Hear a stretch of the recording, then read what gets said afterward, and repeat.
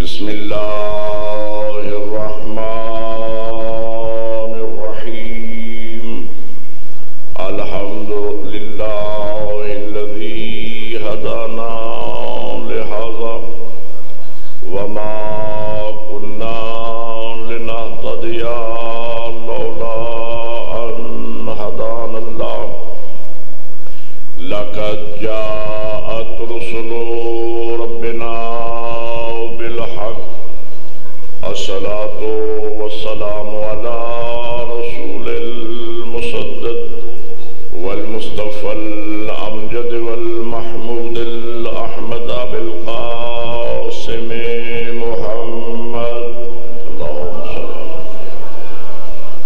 وآله الطيبين الطاهرين المعصومين أما بعد فقد قال الله تبارك وتعالى في كتابه الأعلى بسم الله الرحمن الرحيم يا أيها الذين آمنوا قوا أنفسكم وأهليكم نارا وقودها الناس والحجارة فقال رسول الله صلى الله عليه وآله وسلم ادبوا اولادکم فانکم مسئولون صلوات پڑھیں محمد والے محمد کے برابر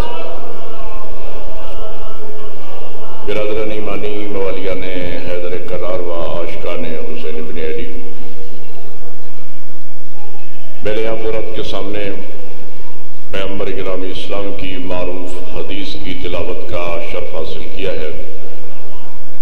حضور فرماتے ادبوا اولادکم فانکم مسئولون، اپنی اولاد کی تربیت کرو، اولاد کے بارے میں قیامت کے دن تم سے سوال کیا جائے گا۔ رات کی مجلس میں نے عرض کیا تھا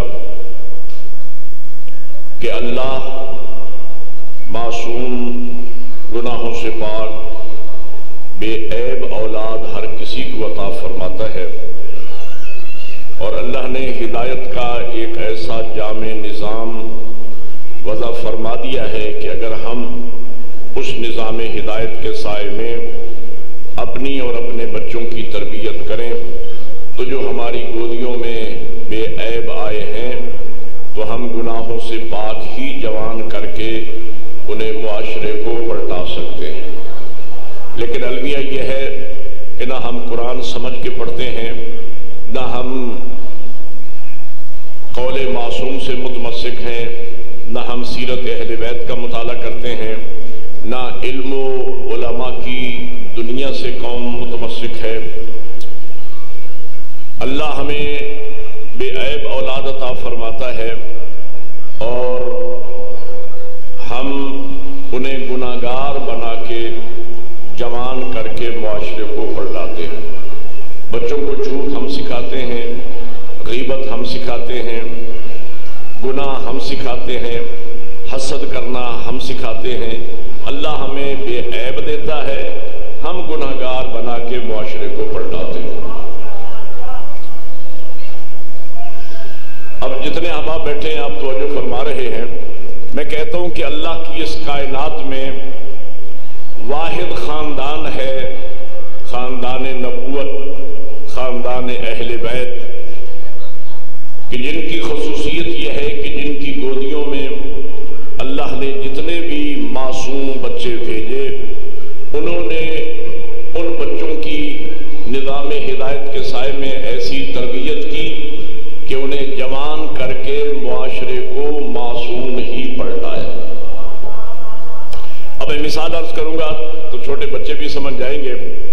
پہلی مثال اس خاندان کے فرد کی، اس خاندان کے جوان کی، جس کا نام حضرت علی اکبر علیہ السلام۔ حضرت علی اکبر علیہ السلام 11 شعبان ماں لیلہ کی گود کی زینت بنے، اور جناب لیلہ سلام اللہ علیہا نے اور میرے مولا حسن و حسین نے اس جوان کی اس بچے کی ایسی تربیت کی کہ جب میدان کربلا میں ہے علی اکبر تو 18 سال عمر مبارک، 18 سال کا کڑیل جوان ہے علی اکبر، لیکن وہ عصمت جو ماں کی گود میں حاصل تھی وہی عصمت میدان کربلا میں بھی حاصل ہے۔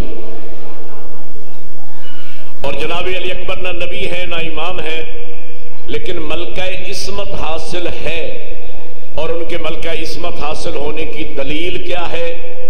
دلیل میں آپ کو امام وقت اس زمانے کے، حجت اس زمانے کے امام کا آپ کو قول سناؤں گا۔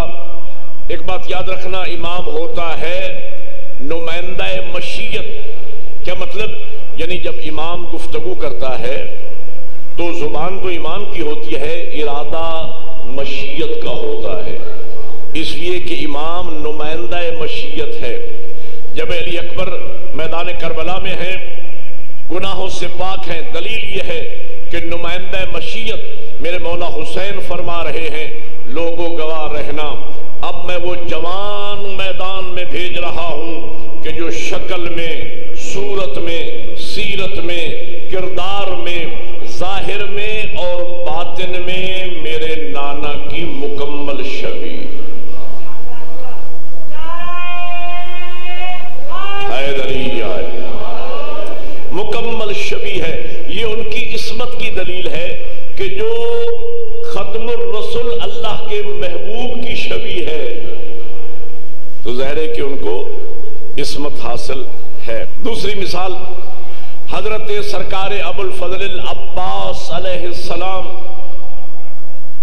جناب عباس علمدار، 4 شعبان ماں ام البنین کی گود کی زینت بنے، اور کربلا کے میدان میں یہ شہزادہ جن کی عمر مبارک 34 سال ہے، جناب عباس میدان کربلا میں 34 سال کے تھے، لیکن جو عصمت ماں کی گود میں ملی وہی عصمت میدان کربلا میں بھی حاصل ہوئی، موجود ہے۔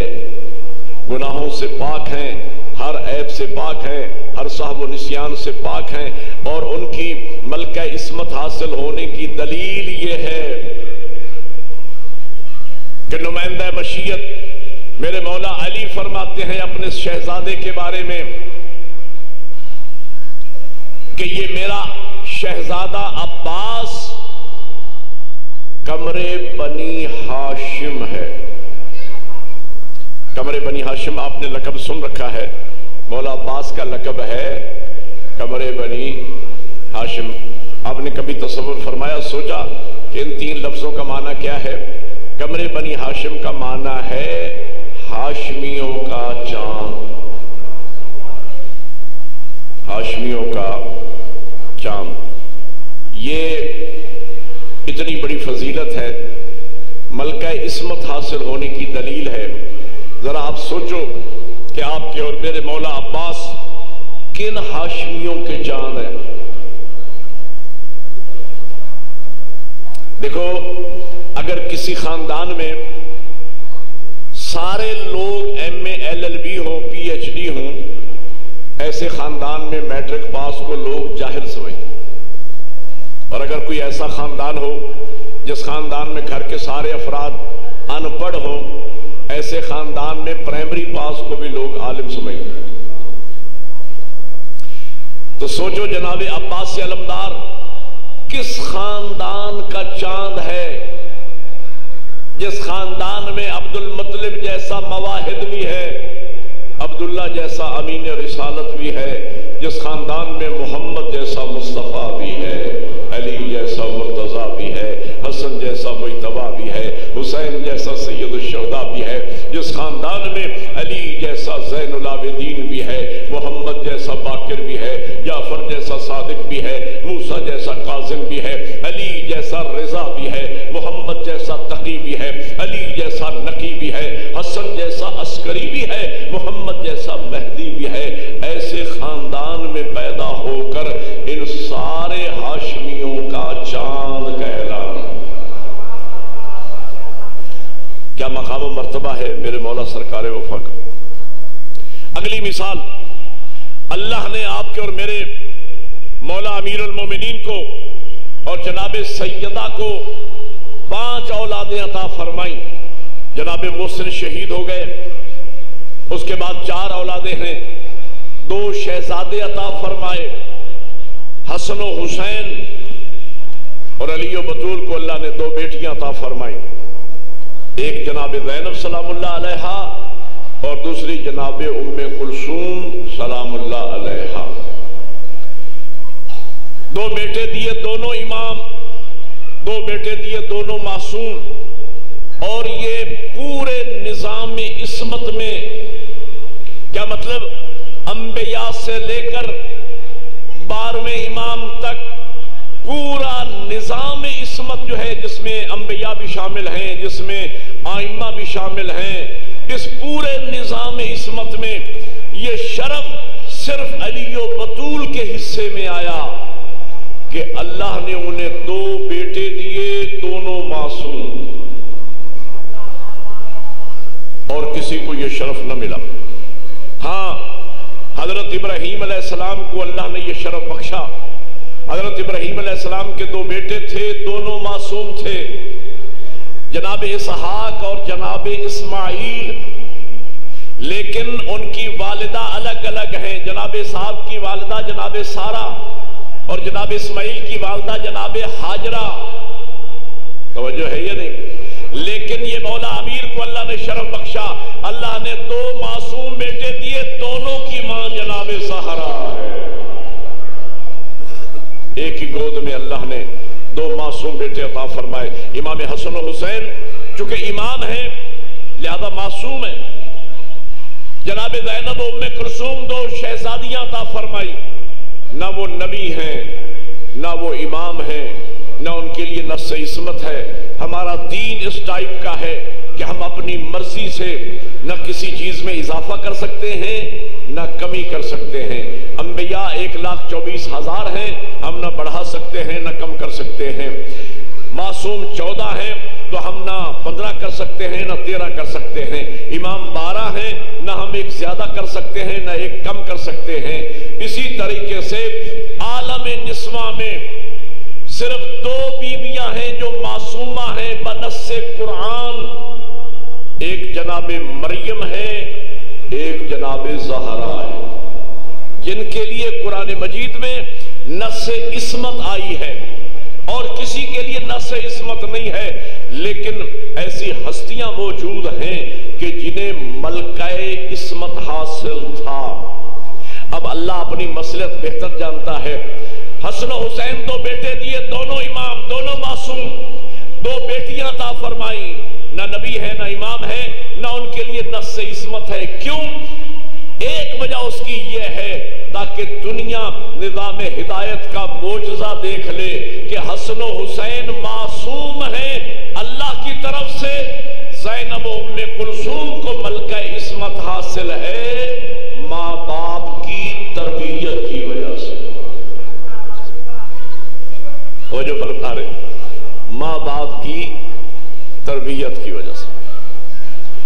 जनाब ज़ैनब सलामुल्लाह अलैहा की इस्मत की दलील क्या है कि बीबी को मलका इस्मत हासिल था। बीबी के मलका इस्मत हासिल होने की दलील यह है कि जिनका नाम अल्लाह रखे, और है जिनका नाम अल्लाह ने रखा। जिस तरह हमारे आइम्मा का, मासूमीन का नाम अल्लाह ने रखा, जनाब ज़ैनब सलामुल्लाह अलैहा का खासा यह है कि मेरी इस मखदूमा का नाम भी अल्लाह ने ज़ैनब रखा है। ये ज़ैनब, ये नाम 2 लफ्जों से मिलके बना है।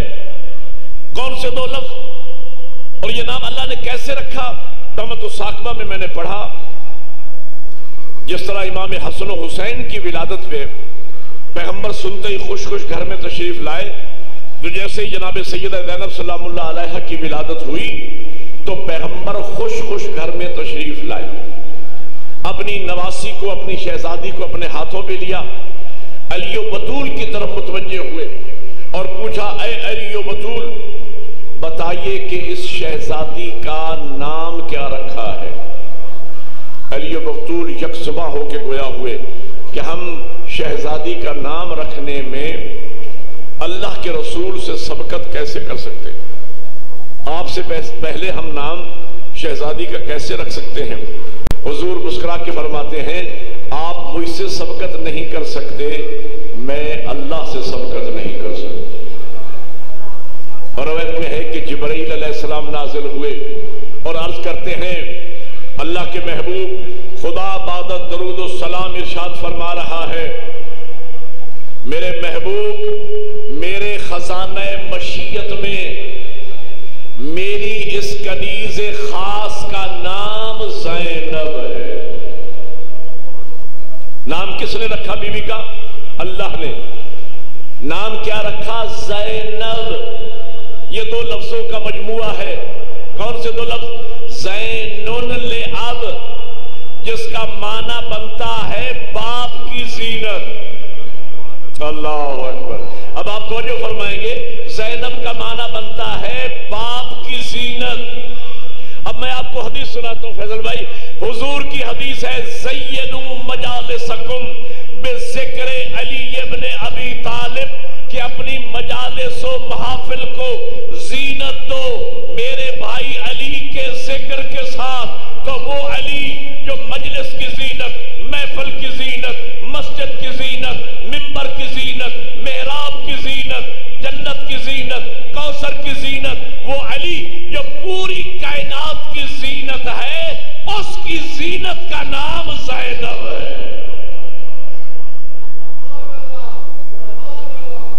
اس علی جیسے باپ کی زینت کا نام زینب ہے۔ آپ نے توجہ فرمائی ہے، اللہ آپ کو جزائے خیر عطا فرمائے۔ آغاز مجلس ہے، چونکہ جلدی ہے، لمبا سفر کرنا ہے، میں نے کل رات آپ کی خدمت میں عرض کیا تھا، اس لیے میں مجبوراً مجھے جلدی پڑھنا پڑا۔ اس بی بی کے 4 فضائل میں آپ کو اور سنانا چاہتا ہوں، 4 عظمتیں۔ آپ نے اس بی بی کے ہمیشہ مصائب سنے ہیں، بی بی کا لقب بھی ہے ام المصائب، لیکن اگر آپ توجہ فرمائیں تو میں شہزادی کے 4 قصیدے آپ کو سنانا چاہتا ہوں۔ فیصل بھائی میرے بعد قصیدے آپ کو سنائیں گے، 4 قصیدے اس مخدومہ کے میں آپ کو سنانا چاہتا ہوں۔ جتنے احباب بیٹھے ہیں سارے متوجہ ہیں، الحمدللہ عبادت فرما رہے ہیں۔ بی بی کی شان میں پہلا قصیدہ سنیے۔ جس گھر میں میری مخدومہ تشریف لائیں، اس گھر میں 5 تن پاک پہلے سے موجود تھے۔ پیغمبر ہیں، جناب سیدہ ہیں، مولا کائنات ہیں، امام حسن ہیں، امام حسین علیہ السلام ہیں، یہ 5 تن پاک پہلے سے موجود ہیں۔ 5 بندے سمجھ کے بولیں گے نا، میں پورا سفر مطمئن جاؤں گا، لیکن جنہیں سمجھ آئے میں ان کے چہرے دیکھ لوں گا کہ کون سمجھ کے بول رہا ہے۔ 5 تن پاک پہلے سے موجود تھے، ان 5 میں سے ہر ایک ہستی گویا کے قرآن۔ تو بولو یار، ناطق قرآن ہیں یا نہیں یہ ہستیاں؟ ان 5 میں سے ہر ایک ہستی گویا کے قرآن۔ تو مجھے کہنے دیجئے، اگر سیدہ زینب کو نانا گود میں لیں تو وہ قرآن، بابا علی گود میں لے تو وہ قرآن، ماں عصمت کبریٰ گود میں لے تو وہ قرآن، بھائی حسن گود میں لے بہن کو تو وہ قرآن، بھائی حسین گود میں لے تو وہ قرآن۔ اب سمجھنا، مجھے کہنے دیجئے کہ زینب اس حدیث کا نام ہے جو قرآن کی گود میں پلی ہے۔ بڑی مہربانی۔ قرآن کی گود میں پلنے والی حدیث قدسی کا نام زینب۔ ایک قصیدہ میں نے آپ کو سنا لیا، اگلا سنیے گا۔ فیضل بھائی یہ جملہ نہیں ہے، خدا کی قسم ایک مکمل کتاب ہے بی بی کے فضائل کی، ایک جملے میں مکمل کتاب۔ اس بی بی کا مقام و مرتبہ یہ ہے، شان یہ ہے میری مخدومہ کی، کہ 5 معصوموں کی گود میں پلی، 2 معصوموں کو گود میں پالا۔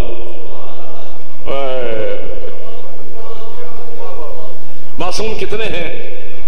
بولو 14. معصوم 14 ہے نا. پنجتن پاک بھی تو معصومین میں شامل ہے. 5 معصوموں کی گود میں پلی. کیا مطلب؟ یعنی پنجتن پاک کی گود میں پلی. 2 معصوموں کو چوتھے اور 5ویں امام کو گود میں پالا. معصوم کل 14 ہے. گویا 7 معصوم سیدہ زینب سے پہلے گزرے، 7 معصوم سیدہ زینب کے بعد گزرے. ان 14 کے مرکز کا نام زینب ہے. حیدری بڑی محنت. ان 14 کے مرکز کا نام زینب ہے. اگلی عظمت سنیے گا. اگلا قصیدہ بی بی کا لقب ہے عالمہ غیر معلمہ. یہ چوتھے امام نے لقب عطا فرمایا عالمہ غیر معلمہ. یا امتی بحمد اللہ انت عالمۃ غیر معلمہ. پھوپھی اماں آپ کا کیا کہنا، آپ تو الحمدللہ عالمہ غیر معلمہ ہیں، یعنی ایسی عالمہ ہیں کہ جس نے دنیا میں آ کے کسی سے کچھ پڑھا نہیں. وہ بولو یار جنہیں سمجھ آ رہی. یار میں ایک بات سوچتا ہوں کہ اگر میرے چوتھے امام یہ فرما دیتے کہ پھوپھی اماں آپ کا کیا کہنا، آپ تو اپنے نانا مدینۃ العلم کی شاگردہ ہیں، تو 4 چاند نہ لگ جاتے بی بی کی عظمت کو. یا فرماتے کہ اپنے بابا باب العلم کی شاگردہ ہیں، یا ماں عصمت کبریٰ کی شاگردہ ہیں، یا بھائی حسن و حسین کی شاگردہ ہیں، تو بڑی عظمت ہے. آج اگر کوئی بزرگ آ جائے یہاں 100 سال کا اور وہ بزرگ کہے کہ صاحب میں علامہ اقبال کا شاگرد ہوں، تو پورا مجمع عزت کرے گا. علامہ اقبال کوئی معمولی ہستی تو نہیں تھے. اگر بی بی کے بارے میں کہا جاتا کہ آپ پنجتن پاک کی شاگردہ ہیں تو بڑی بات ہوتی.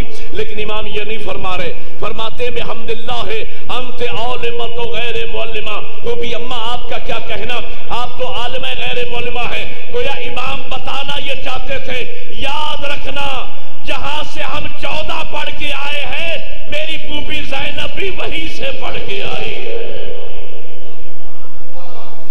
جو مبنی علم ہم 14 کا ہے وہی مبنی علم میری پھوپھی زینب کا ہے. اگلا لقب سماعت فرمائیے گا. بی بی کا ایک لقب ہے عقیلہ بنی ہاشم.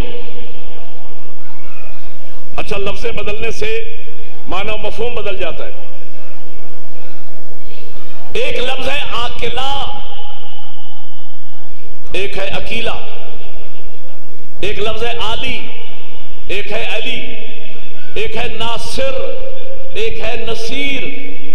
ناصر کا معنی بھی مددگار ہے، نصیر کا معنی بھی مددگار ہے، لیکن زمین و آسمان کا فرق ہے. ناصر اس مددگار کو کہتے ہیں جو کبھی مدد کرے کبھی نہ کرے، لیکن نصیر وہ مددگار ہے جو ہر حال میں مددگار رہے.